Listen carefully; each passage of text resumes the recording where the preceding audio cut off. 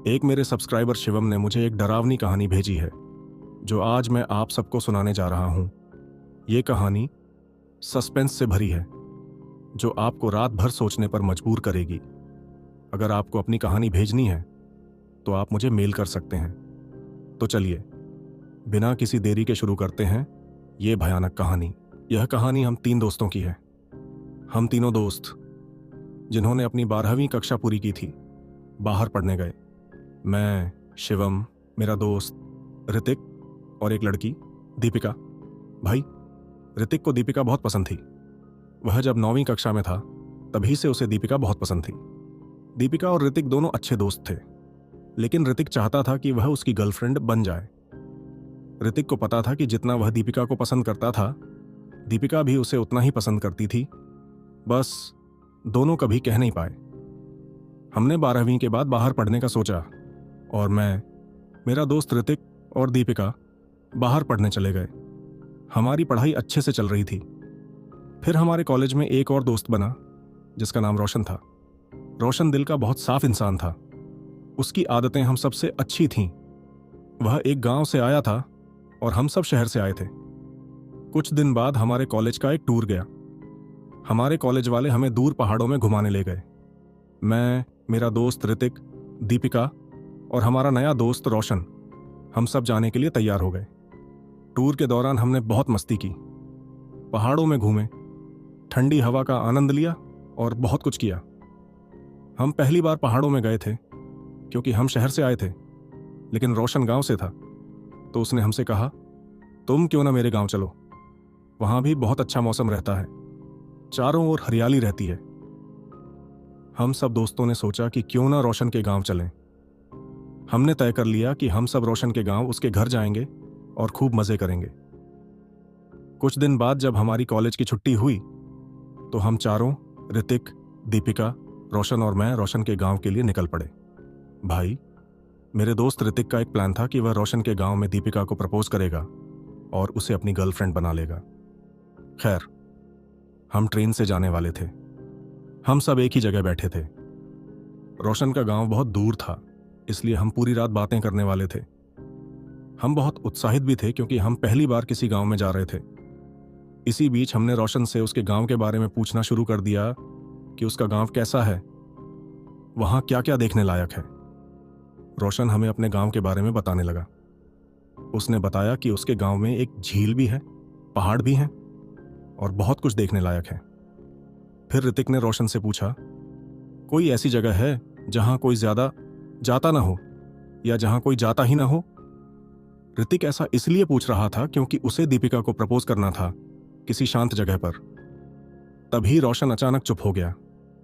ऋतिक ने फिर पूछा, क्या हुआ रोशन? रोशन कुछ नहीं बोला और उठकर ट्रेन के गेट के पास जाकर खड़ा हो गया। ऋतिक उसके पास गया और पूछा, क्या हुआ रोशन, तू चुपचाप क्यों खड़ा हो गया? रोशन बोला, कुछ नहीं। फिर वह वापस अपनी सीट पर आकर बैठ गया। तब ऋतिक ने फिर पूछा, रोशन, तूने बताया नहीं जो मैंने पूछा था। रोशन ने कहा, एक जगह है मेरे गांव में, एक घर है जहां कोई नहीं जाता। मेरी मां ने हमेशा से वहां जाने से मना किया है, पता नहीं क्यों। ऋतिक बोला, हम वहां चलेंगे। क्योंकि ऋतिक को तो दीपिका को प्रपोज करना था, उसे तो मौका मिल गया था, लेकिन रोशन ने मना कर दिया, नहीं, वहां कोई नहीं जाता, हम भी नहीं जाएंगे। मैं बोला, कुछ नहीं होगा रोशन, हम चलेंगे उस घर में। रोशन ने फिर मना कर दिया। हमने सोचा, कोई बात नहीं, जब मना कर रहा है तो जबरदस्ती नहीं करेंगे। हम बातें करते करते सो गए। सुबह जब हम उठे तो रोशन का गांव आ चुका था। हम सब उसके घर की तरफ चल दिए। हम रोशन के घर पहुंचे। रोशन के घर वाले, उसके मम्मी पापा, दादा दादी बहुत अच्छे थे। रोशन के पापा ने हमारे लिए 2 बाइक का इंतजाम कर दिया। अगले दिन सुबह होते ही हम घूमने निकल गए। हम रोशन के गांव में बहुत मस्ती कर रहे थे। ऋतिक और दीपिका एक बाइक पर थे और मैं और रोशन दूसरी बाइक पर। हमने वहां बहुत मस्ती की, पहाड़ों में घूमे, झील देखी, उसके गांव वालों से मिले। वहां एक शिव मंदिर था, वहां के दर्शन किए। जब हम मंदिर में थे तभी ऋतिक ने वहां के पुजारी से पूछा, उस घर के बारे में क्या आप कुछ जानते हैं? वहां जाने से क्यों मना किया जाता है? पुजारी बोले, ये तो मुझे भी ठीक से नहीं पता, लेकिन अगर जाओ तो अपने साथ एक छोटी हनुमान चालीसा जरूर लेकर जाना। हम सब दोस्तों ने तय किया कि आज रात उस घर में चलेंगे। जैसा पुजारी ने कहा था, हम सब ने एक एक हनुमान चालीसा ले ली, लेकिन रोशन ने मना कर दिया, कोई नहीं जाएगा। लेकिन ऋतिक और मैंने कहा, हम जरूर जाएंगे, चाहे जो हो जाए। इतना कहने के बाद रोशन भी मान गया और हमने सबने तय किया कि हम रात को वहां जाएंगे। रात को करीब 2 बजे हम उस घर में गए।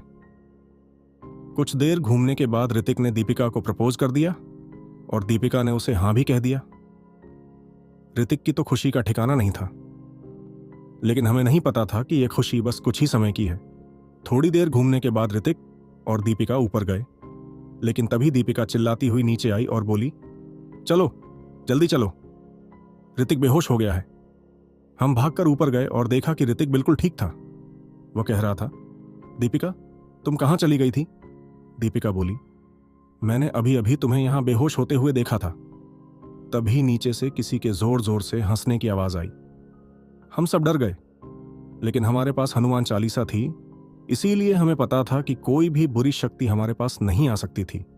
लेकिन यहां पर ऋतिक से एक बहुत बड़ी गलती हो गई। उसने अपनी हनुमान चालीसा कहीं गिरा दी थी और जिस बात का डर था वही हुआ। ऋतिक अजीब हरकतें करने लगा, कभी रो रहा था, कभी हंस रहा था। दीपिका यह सब देखकर डर गई।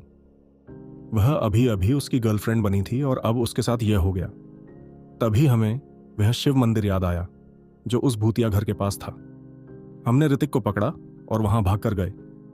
जब हम मंदिर पहुंचे तब तक सुबह के 4 बज चुके थे। मंदिर के पुजारी आ चुके थे। हमने जल्दी से ऋतिक को उनके पास ले जाकर दिखाया। उन्होंने उसे गंगा जल पिलाया, उसके गले में एक माला डाली और बोले, अब यह बिल्कुल ठीक है, लेकिन दोबारा उस घर में कभी मत जाना, वरना इस बार तुम में से कोई नहीं बचेगा। हम सब बहुत डर गए थे। जब हम रोशन के घर पहुंचे तो उसकी मां ने पूछा, तुम इतने डरे हुए क्यों हो? हमने उन्हें सब कुछ बताया। तब रोशन की मां ने हमें उस घर की सच्चाई बताई। उन्होंने कहा, बहुत साल पहले उस घर में एक लड़का और लड़की रहते थे। उन दोनों ने घर वालों की मर्जी के खिलाफ लव मैरिज की थी और शादी के बाद उसी घर में रहने लगे। शुरुआत में सब कुछ ठीक था, लेकिन धीरे धीरे दोनों के बीच झगड़े बढ़ने लगे। एक दिन झगड़ा इतना बढ़ गया कि गुस्से में आकर लड़के ने लड़की को मार दिया। जब उसे होश आया तो उसे अपनी गलती का एहसास हुआ, लेकिन तब तक बहुत देर हो चुकी थी। वह डर गया कि अगर किसी को पता चला तो उसे सजा होगी। इसी डर से उसने खुद को भी गोली मार ली। रोशन की मां ने एक गहरी सांस ली और फिर बोली, उन दोनों की आत्माएं आज भी उस घर में भटक रही हैं। जब तक कोई उस घर में सिर्फ दोस्त बनकर जाता है तब तक वे किसी को परेशान नहीं करती, लेकिन अगर कोई लड़का लड़की वहां जाकर एक दूसरे के प्यार का इजहार करे तो वे आत्माएं गुस्सा हो जाती हैं। उन्हें लगता है कि उनके साथ जो हुआ वही किसी और के साथ भी हो। इसलिए जब ऋतिक ने दीपिका को प्रपोज किया तो उन आत्माओं को गुस्सा आ गया और उन्होंने उसे अपनी चपेट में ले लिया।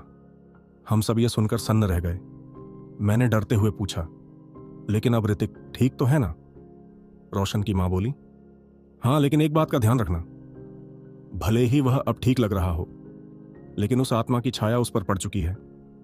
उसे हमेशा अपने साथ हनुमान चालीसा या कोई पवित्र चीज रखनी होगी। और सबसे जरूरी बात, अब वह दोबारा उस घर की तरफ नहीं जाएगा, वरना इस बार कुछ भी हो सकता है। हम सब अंदर तक डर गए थे। हमने तय किया कि अब इस बारे में किसी से बात नहीं करेंगे और जल्द से जल्द वापस अपने कॉलेज लौटेंगे। अगले ही दिन हम सब ने अपना सामान पैक किया और रोशन के गांव से वापस अपने कॉलेज आ गए। ऋतिक अब बिल्कुल ठीक था, लेकिन हम सब जानते थे कि हमने मौत को बहुत करीब से देखा था। इस घटना के बाद से हम सब ने तय कर लिया कि अब हम ऐसी किसी जगह नहीं जाएंगे जहां खतरा हो।